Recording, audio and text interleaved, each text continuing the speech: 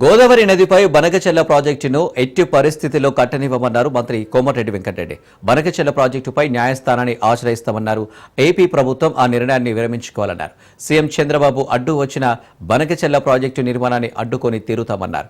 6 లక్షల కోట్ల అప్పులు చేసి కేసీఆర్ అప్పుల తెలంగాణగా మార్చాడని విమర్శించారు.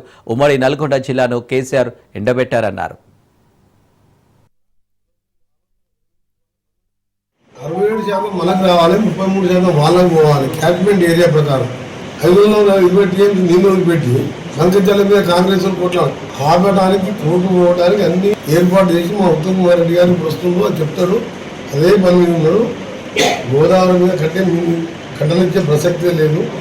ఆంధ్ర గవర్నమెంట్ కూడా ఆలోచన విరమించుకోవాలి. మొన్ననే మీరు పోతిరెడ్డిపాటు పెంచడం కానీ రాయలసీమ లిఫ్ట్ చేసిన ద్వారా కృష్ణా నీళ్ళన్నీ కూడా తీసుకెళ్ళి మా పొట్ట మీద వచ్చింది.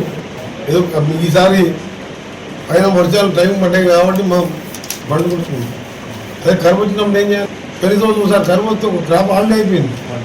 ఇలా బనకచెర్ల మీద ఉంటే ఇప్పుడు హరీశ్రావు మాట్లాడుతున్నాం. ముచ్చటి లేదు. కాంగ్రెస్ పార్టీ బనకచెర్ల చంద్రబాబు నాయుడు కాదు కదా, ఇంకా 100 మంది చంద్రబాబు నాయుడు వచ్చినా బనకచెర్ల కట్టనిచ్చేది లేదు. కోర్టుకు పోతున్నాం, కేంద్రం మీద ఒత్తిడి తీసుకొస్తాం. ఏం చేయాలో అది చేస్తాం. మేము ఉత్తమ్ కుమార్ రెడ్డి గారు వస్తుంది, దానికి సంబంధించిన వాళ్ళని